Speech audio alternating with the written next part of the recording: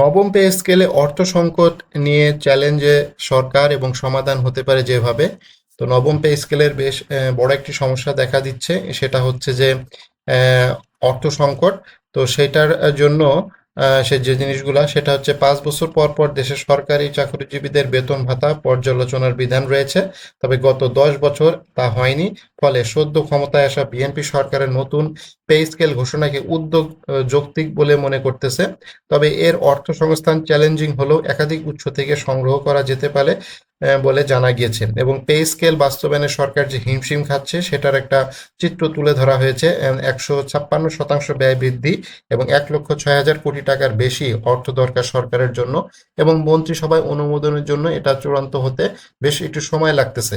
তো এই টাকাটা কিভাবে আসতে পারে, সমাধান হিসাবে যেভাবে আসতে পারে, জনপ্রশাসন মন্ত্রণালয় তথ্য অনুযায়ী দেশে বর্তমান সরকারি চাকরিজীবীদের অত্যন্ত 14.5 লাখ এবং নবম পে স্কেলের আওতায় তাদের বেতন ভাতা বাড়তে যাচ্ছে। 2026-27 অর্থ বছরের বাজেটে তাদের বেতন ভাতা বাবদ প্রায় 89,836 কোটি টাকা বরাদ্দ রাখা হয়েছে। আর পেনশন ও গ্র্যাচুইটি সহ এর পরিমাণ দাঁড়াবে 41,443 কোটি টাকা। তো বাজেটে এই টাকাটা কিভাবে আসবে? তো বাড়তি ব্যয়ের বিপরীতে সরকারের আয় সেভাবে বাড়ছে না, ফলে নতুন বাজেটে বিপুল অর্থের ঘাটতি দেখা দিচ্ছে। সেটা মেটানোর জন্য দেশি বিদেশি ঋণের দিকে ঝুঁকতে পারে সরকার। বিদেশি সংস্থার কাছ থেকে ঋণ নিয়ে ঘাটতি পূরণ করতে হলে অর্থনীতিতে বাড়তি চাপ তৈরি হবে বলে তারা মনে করতেছে। এবং বিদেশি সংস্থা আইএমএফ, সবচাইতে বড় ঋণদাতা সংস্থা, তাদের কাছ থেকে আবার ঋণ নিতে গেলে সমস্যা আছে। তারা বেশ কিছু শর্ত দিয়ে দেয়, সেই শর্তগুলো মানায় একটু সরকারের জন্য কষ্ট সাপেক্ষ। আসলে এটা জনগণের উপরও চাপ সৃষ্টি করে, ঠিক আছে? তারা বলে যে তেলের দাম বাড়িয়ে দাও, গ্যাসের দাম বাড়িয়ে দাও, ঠিক আছে, বিদ্যুতের দাম বাড়িয়ে দাও, এই জিনিসগুলো তারা সবসময় বলে। হ্যাঁ, মানে অর্থাৎ সরকারকে তারা সবসময় বলবে যে আমরা তোমাদেরকে ঋণ দিচ্ছি, তোমরা যে সকল খাতে তোমরা ভর্তুকি দিয়ে থাকো সেই সকল খাতে ভর্তুকি টোটালি বন্ধ করে দাও, তাহলে আমি তোমাকে এত টাকা ঋণ দিব। এইটা আইএমএফ এর 1 নম্বর শর্ত, ঠিক আছে? যার কারণে সরকার মাঝে মাঝে আপনারা দেখবেন তেলের দাম, গ্যাসের দাম এবং বিদ্যুতের দাম, ঠিক আছে, এটা সবসময় সরকার বাড়ায়। এবং উন্নত দেশে, বিশেষ করে আমেরিকা, ইউরোপের দেশে আসলে এই সকল খাতে সরকার কিন্তু কোনো ভর্তুকি দেয় না।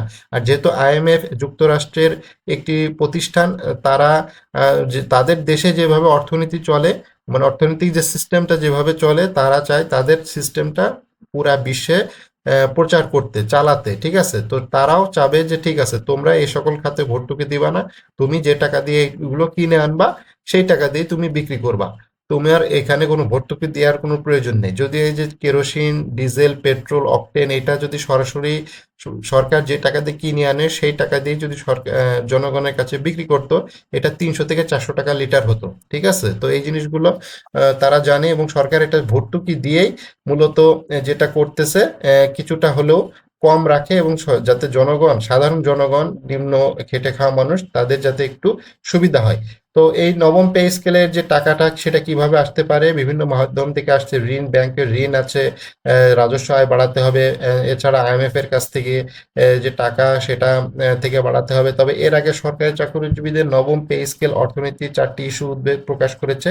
আন্তর্জাতিক মুদ্রা তহবিল, আইএমএফ দেশের অর্থনীতির অবস্থা বিবেচনায় বেতন কাঠামো কিছুটা পিছিয়ে দেওয়ার পরামর্শ দিয়েছিল সংস্থা। তবে সম্প্রতি অর্থ বিভাগ, এনআরবি ও বাংলাদেশ ব্যাংকের সঙ্গে আইএমএফ প্রতিনিধির সঙ্গে পৃথক পৃথক বৈঠক শেষে এই তথ্য পাওয়া গিয়েছে। তবে সরকার ক্ষেত্রে যথেষ্ট অনড় রয়েছে। তারা বলতেছে জি না, আমরা পে স্কেলটা, যেহেতু নির্বাচনী প্রতিশ্রুতি, অবশ্যই পে স্কেলটা বাস্তবায়ন করব।